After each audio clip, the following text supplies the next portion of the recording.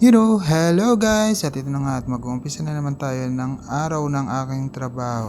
At alam nyo guys, ngayong araw na ito ay medyo maganda ang bungad ng araw kasi dalawang room lang yung lilinisin ko ngayon. Mga nag-stay ng ilang araw yung aking mga guests ngayon. So dalawang room lang ang lilinisin ko. Kaya medyo petiks ako, hindi rin ako nagmamadali. Ito lang din kasi ang kagandahan kapag ilang rooms lang yung lilinisin ko. So hindi ko kailangan magmadali, hindi ko kailangan mapagod sa buong araw. Bukod sa nakakapagod din maglinis ng buong kwarto, lalo na kung sabay-sabay at marami, at lalo na kung walang tip. Yeah. Minsan tip lang talaga nagpapasaya eh. Yung ini-expect mo pagpasok mo mayroong na nakalagay na thank you, mga ganon. Yung tip talaga yung bumubuhay sa paglilinis bilang isang room attendant eh. Yun ang expected natin lagi. Kaya minsan excited din tayo pumasok. Dollars ang buhay natin bilang isang room attendant. Yan. At sa mga nakakaalam, galing nga ako ng Sri Lanka at bumalik na uli dito sa Maldives sa bago kong trabaho. Actually guys, itong bago kong trabaho, ito yung sideline ko dati.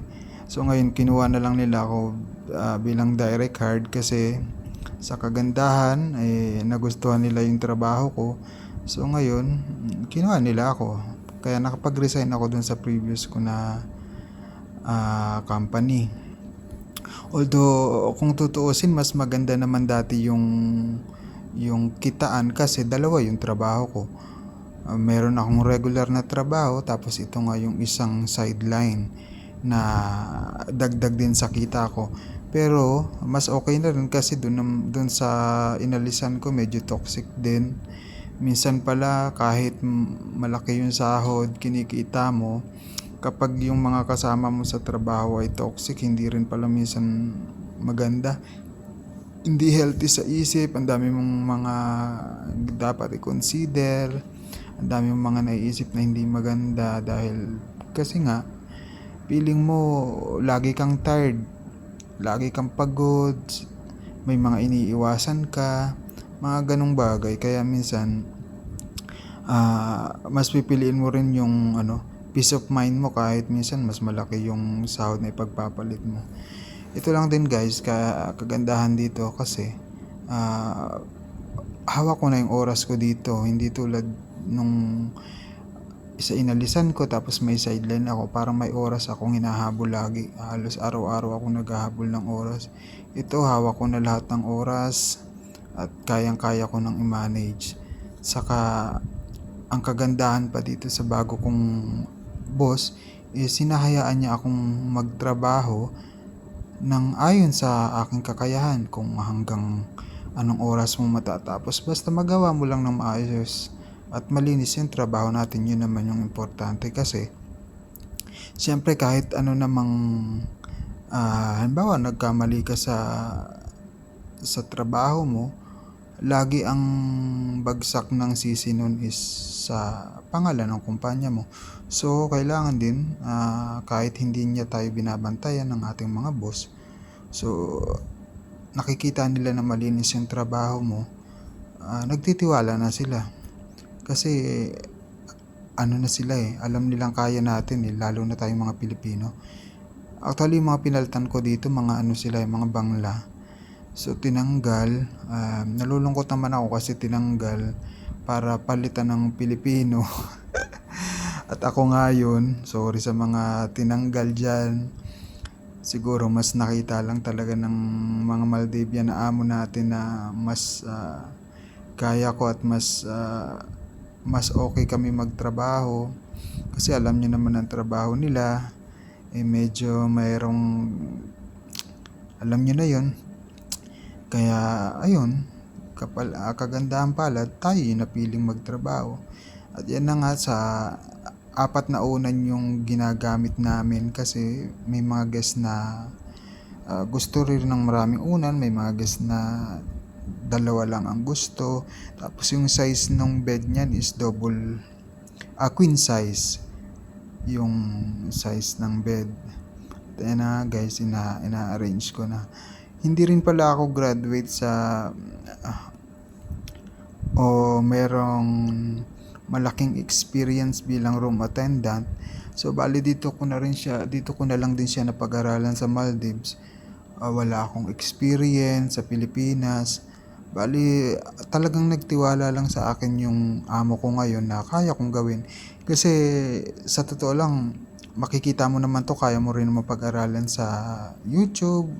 Yan, mapapanood mo. Saka ang kagandahan kasi, binigyan nga ako ng pagkakataon na magawa ko personal. So, natitrain na rin yung sarili ko na kung ano yung dapat improve at dapat gawin sa paglilinis ng room, at lalo na ang beddings. Siyempre, importante talaga yung linis ng beddings at ganda ng setup. Kasi minsan yung ganda ng setup, doon pa lang naaakit na yung mga guest natin. At saka malaking chance na nakakakuha tayo ng mga tip kapag malinis ang room, mabango, maganda ang setup. Yan, usually diyan ako nakakakuha ng maraming setup pag maganda ang setup. Ayun nga yung kasamahan kong isang bangla. Yan, medyo masipag-sipag yan. Medyo malinis kasi tinitrain ko din siya sa paglilinis at pagse-setup ng bedding. So hindi rin kasi pwedeng ako lang din mag-isa kasi paano, may time kasi nagkakasakit. So kailangan mayroon din pumapalit sa akin. Ako lang pala yung Pilipino dito. Meron akong 3 bangla pa rin nakasama. Pero hindi ko sila hinahayaang mag-isang magtrabaho kasi ako na yung binigyan ng parang manguna sa kanila sa pagtatrabaho, kasi nga ako yung nakakakita at nakakagawa ng maayos sa trabaho. Kaya ako yung nangunguna sa kanila. So bali nag-i-instruct lang ako sa kanila kung ano yung area na gagawin nila. Sa ngayon pala guys, dahil ilang rooms pa lang yung nililinisan namin, so 3 kami. So meron akong ina-assign para sa toilet, meron sa common area. Sa ngayon kasi konti pa lang, pero mga ilang buwan may mga rooms na uli kaming bubuksan na maa-assign ang bawat isa sa amin ng tigsa 10 room kada araw. Sa ngayon is okay pa, kaya pa ang trabaho, chill lang at pa-relax lang, pero in the future doon natin makikita kung gaano kapagod ang maglinis ng isang room. Kasi ngayon pa nga lang, minsan kapag rush talaga at sabay-sabay ang check-in, talagang maghahabol ka ng oras at nakakapagod. Pero ganun talaga, masaya naman magtrabaho sa hotel, lalo na kung may dollars. Yan talaga importante, dollars lang talaga ang bumubuhay sa atin. Alam mo na, yung mga tip, bukod naman yung tip, service fee sa sahod natin. Kaya dollar is life. Sana sa mga darating pang mga guests, maramdaman ninyong kailangan namin ng dollar. At yun nga guys, maraming salamat sa panonood. Pag may pagkakataon, pwede kayo mag-book sa amin para dagdag kita at buhay sa amin. Salamat!